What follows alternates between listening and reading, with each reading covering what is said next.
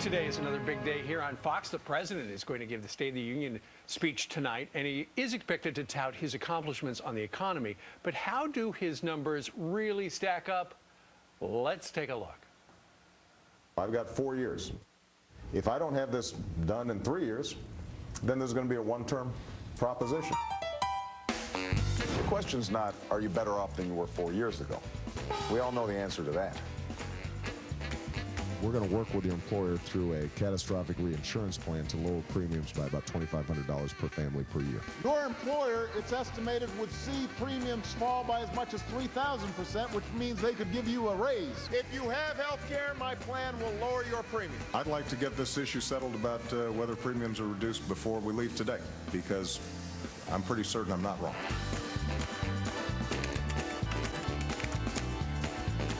Tonight, more Americans are out of work, and more are working harder for less. More of you have lost your homes, and even more are watching your home values plummet. The way Bush has done it over the last 8 years. This has been the fiscally most irresponsible administration that we have seen. Driving up our national debt. It is now over $9 trillion. Over $9 trillion of debt that we are going to have to pay back. We can't afford to mortgage our children's future on another mountain of debt. That is money that we're all going to have to pay back. $30,000 for every man, woman, and child. That's irresponsible. It's unpatriotic.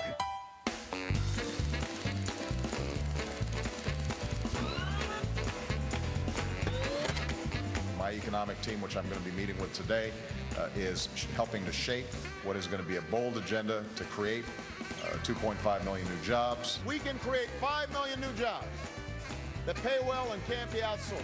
We have to have a president who understands that the essence of the American dream is a good job.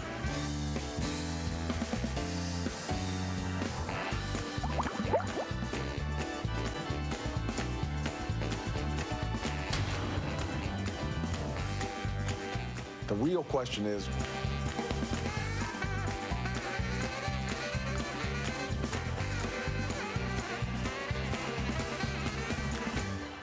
will our country be better off 4 years from now?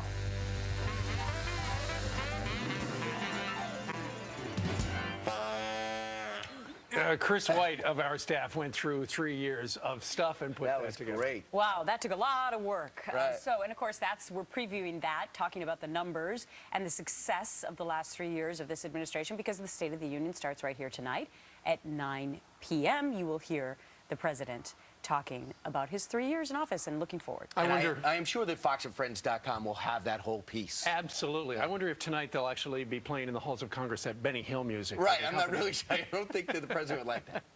Well, the president also expected to talk oil and energy tonight, a topic that came up at last night's Republican presidential debate. What threatens the tourist industry in Florida, as we've seen, is a very bad economy. And a very bad economy that became a bad economy. Why? Because of a huge spike in oil prices in the summer of 2008.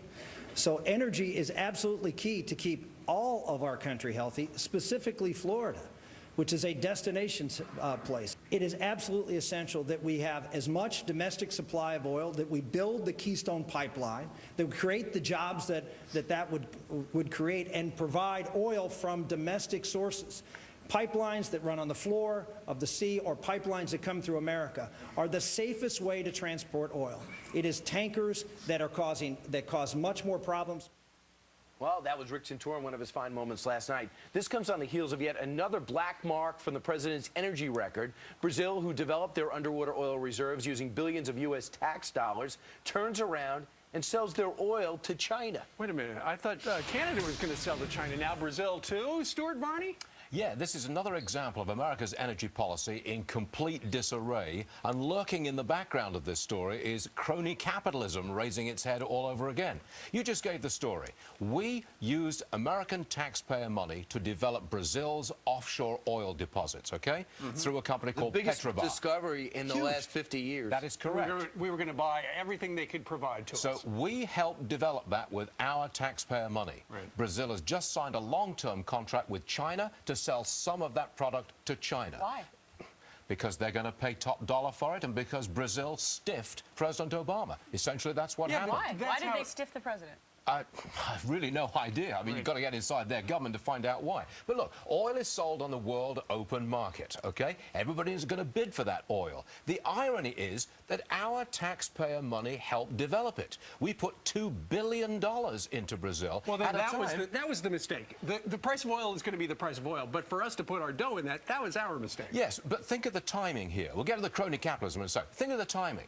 Here we have China buying Brazil's oil, competing with us for that oil. We developed it. Right. We now turn down a pipeline to take Canada's oil. China takes Canada's oil. The timing couldn't be worse. Now the crony capitalism part. Petrobras is the big Brazilian oil company.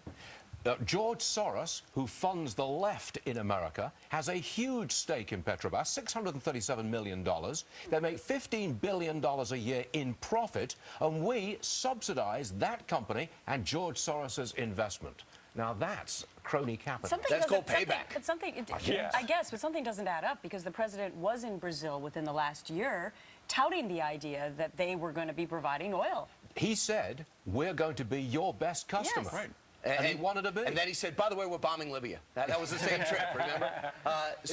Stuart Varney, great perspective. Energy is going to be front and center tonight at the State of the Union. What about 9:20 on your show, Varney and Company? We'll cover this, I imagine. Yes, and we'll rerun Chris White's piece there on President Obama, what he said in the numbers. There's a fee for that. It will not be free. I'll pay it. Okay, good.